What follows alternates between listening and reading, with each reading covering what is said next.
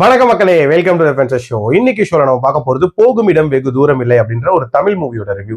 இந்த படம் பாத்தீங்கன்னா ஆல்ரெடி தியேட்டர்ஸ்ல ரிலீஸ் ஆன படம். இப்போ இந்த படம் அமேசான் பிரைம் ஓடிடி ஆப்ல அவைலபிளா இருக்கு. இந்த படத்துல விமல், கருணாஸ் மற்றும் பலர் நடிச்சிருக்காங்க. இந்த படம் ஒரு லாங் ஜேர்னியை மையமா வச்சு அமைக்கப்பட்ட கதை. அதுவும் பணத்தோட போகக்கூடிய ஒரு ஜேர்னி. அந்த பணம் யாரோடது அப்படின்னா ஒரு பெரிய நபரோடது.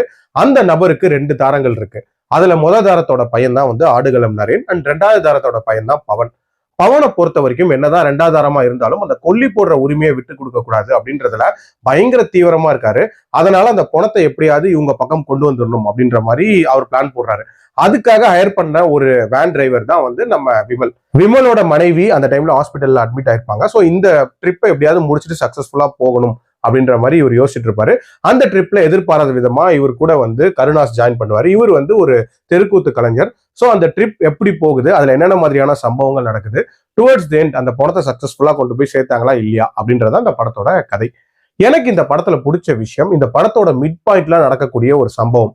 அது ப்ரிடிக்ட் பண்ண ஒரு சம்பவமா இருந்தாலும் அது நடந்ததுக்கு அப்புறமாட்டு நடக்கக்கூடிய நிகழ்வுகள் எல்லாமே ரொம்ப பரபரப்பா போச்சு அப்படின்னே சொல்லலாம். அதுலயும் அந்த கிளைமேக்ஸ்ல இவங்க ஓரளவுக்கு நல்லாவே அந்த இம்பாக்ட கிரியேட் பண்ணியிருந்தாங்க. இன்ஃபேக்ட் கிளைமேக்ஸுமே டு அன் எக்ஸ்டென்ட் ஒரு கட்டத்துக்கு மேல நம்ம ப்ரெடிக்ட் பண்ணிடலாம்.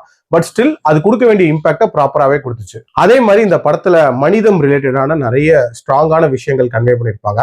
அதுவும் கருணாஸ் கேரக்டர் வழியா நிறைய விஷயங்களை கன்வே பண்ணியிருப்பாங்க.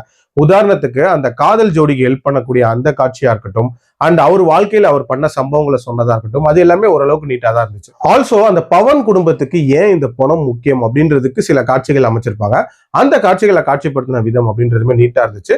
அண்ட் ஓவரால் ஸ்டார்டிங்ல இருந்து எண்டு வரைக்குமே ஒரு நீட்டான ஒரு ஜேர்னி அப்படின்ற மாதிரி தான் போச்சு. பட் ஸ்டில் இந்த படம் கொடுக்க வேண்டிய அந்த இம்பாக்ட ப்ராப்பரா கொடுக்கலையோ அப்படின்ற மாதிரியான ஒரு ஃபீல் இருந்துச்சு. நிறைய விஷயங்களை இன்னும் கொஞ்சம் பவர்ஃபுல்லா சொல்லியிருந்திருக்கலாம். உதாரணத்துக்கு இதுல தெருக்கூத்து கலைஞர்களோட வாழ்க்கையை கருணாஸ் வழியா கன்வே பண்ண ட்ரை பண்ணிருப்பாங்க. அது கொடுக்க வேண்டிய இம்பாக்ட ப்ராப்பரா கொடுக்கல. உதாரணத்துக்கு ஒரு படத்துல இருந்து ஒரு சீன் சொல்றாங்க. அதாவது வழக்கு எண் 18/9 ஒரு படம் இருக்கும்.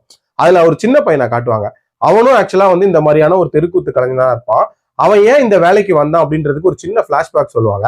அந்த பிளாஷ்பேக்கே அது கொடுக்க வேண்டிய இம்பாக்ட ப்ராப்பரா கொடுக்கும், போதுமானதா இருக்கும்.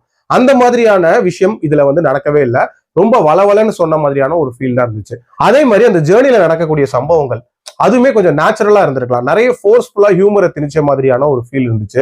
Also Vimal family related issues அதை காட்டின விதம் அப்படின்றதுமே இன்னும் கொஞ்சம் இம்பாக்ட்ஃபுல்லா இருந்திருக்கலாம். அண்ட் டியூரேஷன் வைஸ்மே இன்னும் ஒரு சாலிடா 20 மினிட்ஸ் கட் பண்ணி இருந்திருக்கலாம் அப்படின்றது என்னோட ஒப்பீனியன். ஓவரால் இந்த மாதிரி நிறைய பிரச்சனைகள் இருந்தாலும் கண்டிப்பா ஒன்ஸ் ட்ரை பண்ணி பார்க்கலாம். என்னோட ரேட்டிங் இந்த படத்துக்கு 2.75 out of 5. அடல்ட் கண்டென்ட்லாம் இல்ல, தாராளமா பார்க்கலாம்.